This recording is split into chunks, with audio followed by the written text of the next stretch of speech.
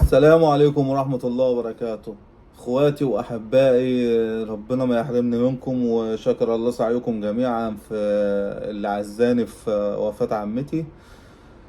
في كلمتين كده طالع اقولهم النهارده، وهو بيخصوا الزمالك اثبت لنا او اساطيره زي ما يلقب جمهوره ان هم اساطير. وانا اصلا مش مقتنع ان الزمالك على مر تاريخه فيه اسطورة واحدة. الأسطورة بيفرق عن النجم، والنجم عن اللعيب، واللعيب عن الحريف. كل دي مسميات بتفرق عن بعضيها. الأسطورة بتشمل كل دوت، وما عندهمش واحد بيشمل الكلام ده كله. المهم اللي أنا عايز أقول لكم إن دي عصابة، حرفيا عصابة. ولما اختلفوا كلهم طلعوا فرشوا لبعض الملايات، وكلهم كاسرين عين بعض لأن كلهم أكلين من التورتة.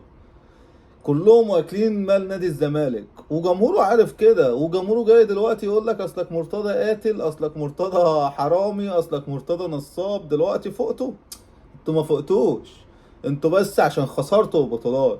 انما انتوا قلتوها قبل كده، لو مؤاخذة في الكلمة، هيحب امهاتنا ويجيب لنا بطولات ويطلع يهزقنا، مش مشكلة وعادي ومفيش اي مشكلة. فبعض الجمهور، مش الجمهور كله، بعض جمهور الزمالك طلع قال كده حرفيا، وكان على صفحاتهم المختلط وايطاليانو وانجلتراوي وكرواتانو. فيعني الصفحات كانت اصلا مؤيده مرتضى منصور. امبارح بعد البيان بتاع شيكابالا اللي فضح مرتضى وقال له اصلا انت مالكش حسابات، اصلا مفيش حسابات محجوز عليها. معنى كده ان الفلوس كلها اللي كانت بتدخل نادي الزمالك كانت بتدخل في عبك يا مرتضى. طبعا شيكابالا نفسه اكيد مليون في المية يعني، ومش بشكك في ذمم، ومرتضى هيطلع يفضحه. هو او ما يقدرش، ولا ده يقدر يقول مرتضى بيسرق، ولا مرتضى يطلع يقول شيكابالا كان بياخد عمولات و50 ألف من واحد ويروح يجيب ناس ويقنع ناس فيعني ده يعني شيكابالا امبارح من البيان قال لك انا بروح اقعد وبعمل وبصلح علاقات مع اللعيبه. فده اكبر دليل على اللي هو بيقبض فعلا زي ما اتقال قبل كده، اللي هو بياخد 50 ألف عشان يدخل اللعيبه نادي الزمالك تلعب. طيب جمهور الزمالك دلوقتي طلع بيقول مرتضى نصاب ومرتضى حرامي. طلع ايمن يونس بيخبط في احمد مرتضى، في احمد مرتضى، وبيقول له استقيله. فاحمد مرتضى رد عليه وقال له احنا مش فشلة، احنا في موسم ناجحين فيه ونستقيل ليه.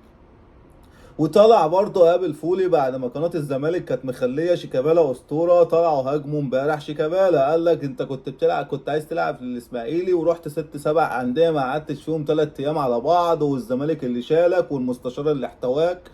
فالقصة كلها اللي هم شوية رخاص مع بعض، وكلهم مكسور عينهم من بعض، كلهم بلا استثناء. حتى صفحاتهم مكسور عينها لانهم كانوا بيقبضوا، ولا الصفحات تقدر تقول مين اللي بيقبضهم، ولا اللي قبضهم يقدر يقول انا كنت بقبض الصفحات، لان كلهم كاسرين عين بعض.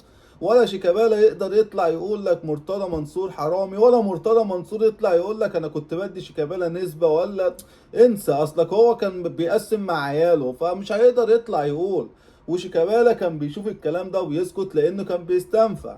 فهي القصة كلها ان نادي الزمالك اتعمل تورته وكلها بتاكل منه، وجمهور الزمالك كان عارف، بس بيقول لك يا عم مش مشكلة، بس اهم حاجة البطولة. يا ابني والله هي مش بالبطولات، هي بالمبدأ، هي بالكرامة، هي بالنخوة، هي بالأصول، مش بالبطولات. والله العظيم مش بالبطولات. ياما في أبطال وما تسواش.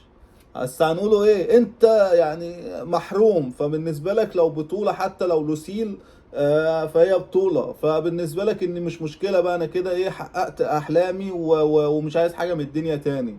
فانتوا محتاجين تفوقوا، محتاجين تعرفوا ان انتوا كنتوا بتتسرقوا ولسه هتتسرقوا وبتتسرقوا، ومفيش ولا حجوزات ولا في الكلام ده كله.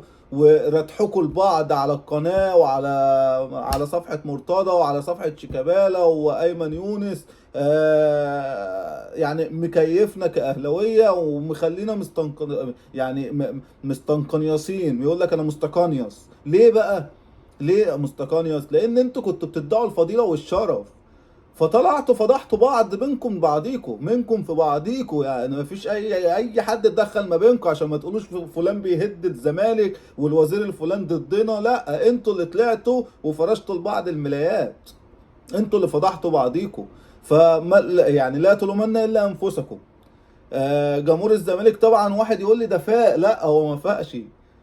لو فاق مش هيطلع يقول لك احنا بنتمنى شيكابالا يكون رئيس الزمالك القادم. شيكابالا ما بيعرفش يفك الخط، مش بتنمر على اللي هو مش متعلم، مش بيعرف يفك الخط بمعنى اللي هو ولا بيعرف يتعامل ولا بيعرف يكتب. الله اعلم مين كتب له البيان امبارح. فشيكابالا مين اللي يبقى رئيس، وشيكابالا مين اللي اسطوره، ومين اللي مين دول، ومين مرتضى؟ رموز الزمالك فاروق جعفر واسامه نبيه عياله راحوا الاسيوطي ومحدش فيكم اتكلم، ما بالك انت بقى بالباقي؟ فروحوا راجعوا نفسيكوا وروحوا صححوا من اخطائكم، ده لو عرفتوا تلموا الشمل تاني. السلام عليكم.